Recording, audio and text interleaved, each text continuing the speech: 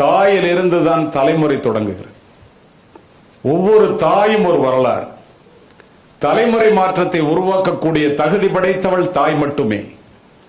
மாதா வயிறறிய வாழா ஒரு நாளும் என்கிறார் வாரியார். மாதாவை ஒரு நாளும் மறக்க வேண்டாம் என்கிறது உலக நீதி. அன்னையும் பிதாவும் முன்னறி தெய்வம் என்கிறது கொன்றை வேந்தன். யார் இல்லை என்றால் இந்த உலகத்தில் நீ பிரவேசித்திருக்கவே முடியாதோ, யாரை இழந்து விட்டால் நீ திரும்ப பெற முடியாதோ, அவளுடைய பெயர்தான் தாய் என்கிறார் விவேகானந்தர். என்னுடைய நல்ல குணங்கள் எல்லாவற்றுக்கும் காரணம் என்னை பெற்றெடுத்த தாயே என்கிறார் அப்ரஹாம் லிங்கன். தாயினுடைய காலடியிலே தான் சொர்க்கம் இருக்கிறது என்கிறார் நபிகள் நாயகம். ஏன் தெரியுமா? 10 மாதம் என்னை சுமந்து புரண்டு படுத்தால் கூட பிள்ளைக்கு வலிக்குமே என்று தனக்கு வேண்டியதை வெறுத்து உனக்கு வேண்டியதை உண்டு. நீ பிறப்பதற்கு முன்னால் உனக்காக இறைவனிடம் வேண்டிய ஒரே ஒரு ஜீவன் இந்த உலகத்தில் உண்டு என்றால் அது உன்னை பெற்றெடுத்த தாய் தான் என்கிறார்.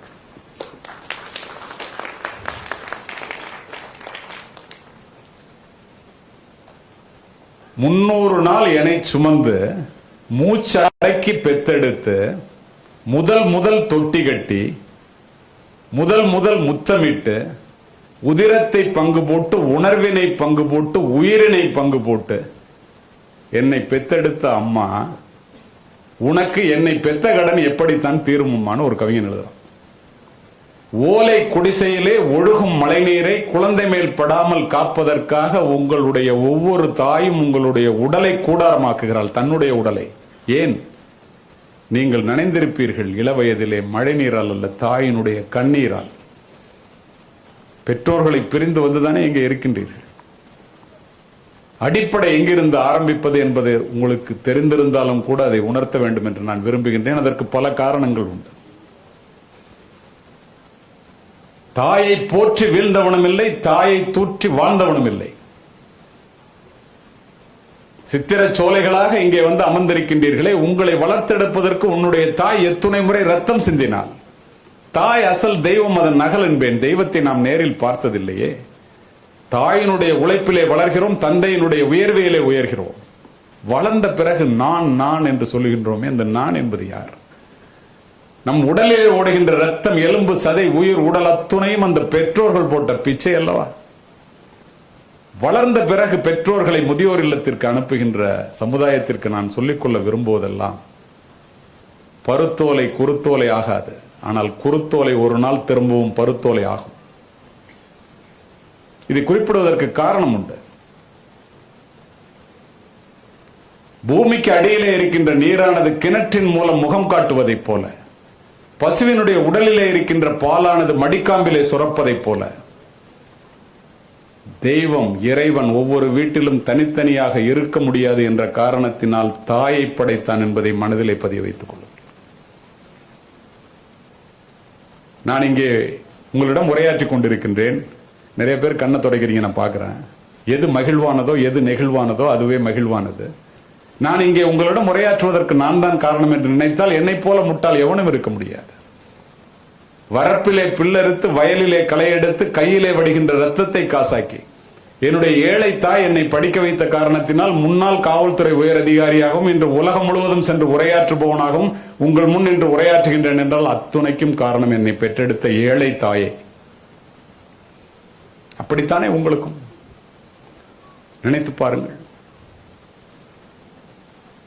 ஆனால் எல்லோரும் அதை நினைக்கின்றோமா? எங்கே தவறுகின்றோம்? ஏன் தவறுகின்றோம்? இந்த இடத்திலே நான் ஒன்றை பதிவு செய்கின்றேன். உங்களுக்கும் எனக்கும் தான் தாய்ப்பாசமா என்றால் இல்லை என்கிறது வரலாறு. முற்றும் துறந்த முனிவர்களுக்கும் துறவிகளுக்கும் தாய்ப்பாசம் விடவில்லை. கேரளத்து மண்ணான காலடியிலே பிறந்த ஆதிசங்கரர் எல்லாவற்றையும் விட்டுவிட்டு துறவு கோலம் பூணுகின்றார். தன்னுடைய தாயை விட்டு செல்ல முடியவில்லை. இதயத்தை இரும்பாக்கி கொண்டு, தாயே நீ இறந்தால் எங்கிருந்தாலும் வந்து மடி சுமப்பேன் என்றார். சொன்னபடி செய்தார். பட்டினத்தார் முற்றும் துறந்த முனிவர், துறவி, தன் தாயினுடைய இறப்பு செய்தியை கேட்டு பதறி அடித்து சுடுகாட்டிற்கு ஓடி வந்து பச்சை வாழை மட்டியிலே தன்னுடைய தாயினுடைய உடலை வைத்து ஞான நெருப்பால் எரித்து உருகி உருகி 10 பாடல்களை பாடினார். தாயினுடைய புகழை போற்றுவதற்கு இன்றளவும் அது ஆதாரமாக நிற்கின்றது. சரி, உங்களுக்கும் எனக்கும் துறவிகளுக்கும் ஞானிகளுக்கும் மட்டும்தான் தாய்ப்பாசமா என்றால் இல்லை என்கிறது வரலாறு. கோடிக்கணக்கான யூதர்களை கொன்று குவித்த ஹிட்லர் 2ஆம் உலகப் போருக்கு பிறகு, தோல்வியை தழுவிய பிறகு தன்னைத்தானே சுட்டுக்கொண்டு இறக்க வேண்டும் என்று முடிவு செய்த போது, நண்பர்களே, தன்னுடைய தாயினுடைய புகைப்படத்தை கையிலே எடுத்து மார்பிலை வைத்து தழுவியபடி துப்பாக்கியால் சுட்டுக்கொண்டு நாற்காலியிலே சரிந்து கிடந்தான் என்கிறது வரலாறு. வெளிநாட்டிற்கு சென்று விட்டவர்கள் தாயினுடைய இறப்புக்கு கூட வராத நண்பர்களை நான் அறிவேன். பொதுவாக சொல்லுகின்றேன். எந்த விதத்திலே நியாயம் அது?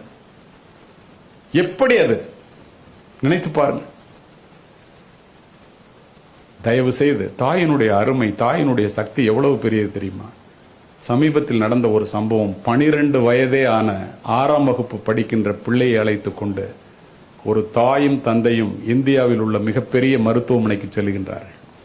அந்த டாக்டர் கீழே 100 டாக்டர் வேலை பார்க்குறாங்க. 6 மாதம் ஆகும் அப்பாயின்மெண்ட் வாங்குறதுக்கு. ஒரு நாளைக்கு 10 இதயத்தை அறுக்கக்கூடிய டாக்டர் அவர். குழந்தை என்பதனால் உடனே அப்பாயின்மெண்ட் கொடுக்குறாரு. அம்மாவும் அப்பாவும் போய் காமிக்கிறாங்க. ஆப்ரேஷன் வேண்டாம், அழைச்சிட்டு போயிடுங்க, 3 மாதம் தான் அந்த குழந்தை உயிரோடு இருக்கும். இதயத்திற்கு வருகின்ற இரத்த குழாய்கள் எல்லாமே அடைபட்டு போய்விட்டது. அந்த அம்மா கையை பிடிச்சிட்டு, என் புள்ள பிழைக்கும், 10% இருந்தால் பிழைக்கும், நீங்கள் செய்யுங்கிறார். இல்லைம்மா, 30% தான் பிழைக்கிறதுக்கு வாய்ப்பு, 70% இறந்து போகிறதுக்கு தான் வாய்ப்பு. டாக்டர் அம்மாவுடைய கட்டுப்பாடு, அம்மாவுடைய கட்டாயம் தாங்க முடியாமல் அப்ளிகேஷன் போட்டுறாரு, அட்மிஷன் போட்டுறாரு. 1 வாரத்தில் ஆப்ரேஷன். இப்போது நடந்தது. என்னுடைய வீட்டிலே 4 மருத்துவர்கள் எனக்கு தெரியும். 7வது நாள் வந்து ஆப்ரேஷன் ஃபிக்ஸ் பண்ணி அட்மிஷன் போடுறாரு. தினம் அந்த டாக்டர் வந்து ரவுண்ட்ஸ் போகும்போது அந்த தாய் அந்த குழந்தையினுடைய மனதிலே நம்பிக்கை விதைகளை விதைப்பதை பார்த்து அதிர்ந்து போகின்றார். 10% இருந்தால் கூட நீ பொழைச்சுக்குவ, நம்ம வணங்குற தெய்வம் உன்னுடைய இதயத்தில் இருக்கு, தைரியமா இரு, ஆப்ரேஷன் முடிஞ்சு வீட்டுக்கு போ. தினம் கொஞ்சம் தானே வாய்ப்பு இருக்கு. இந்த அம்மா இவ்வளோ நம்பிக்கையை ஊட்டுதுன்னு நினைச்சிட்டு 7வது நாள் ஆப்ரேஷன் டேபிளுக்கு வருது. அந்த டாக்டர் இதெல்லாம் கேட்டுட்டே இருக்காரு.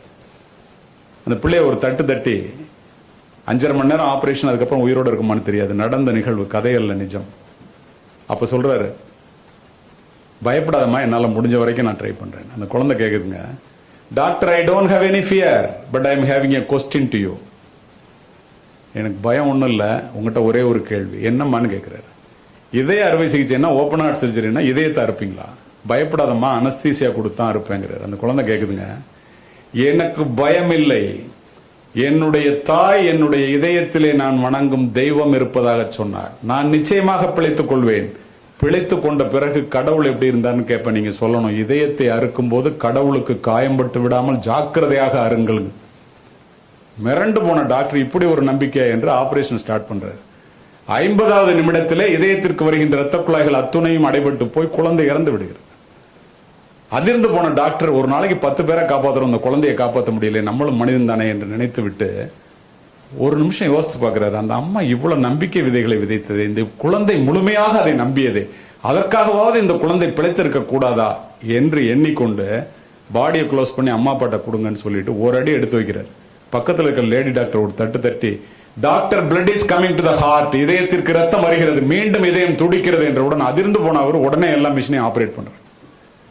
5.5 மணி நேரம் ஆபரேஷன் நடக்குது. ஆபரேஷன் சக்சஸ், குழந்தை பிழைச்சிக்குது. 7வது நாள் குழந்தைய பார்க்கறதுக்கு அவங்க போகணும்.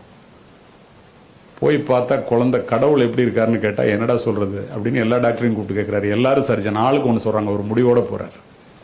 போனோன்னு குழந்தை ஓடியாந்து ஒரு காலை கட்டிக்கிட்டு, உள்ள நடந்ததுக்கு தெரியாது இல்லையா, நான் பொழைச்சிக்கிட்டேன் பார்த்தீங்களா அப்படி. கடவுளை பார்த்தீங்களான்னு கேட்குது. கடவுளை பார்த்தேன்.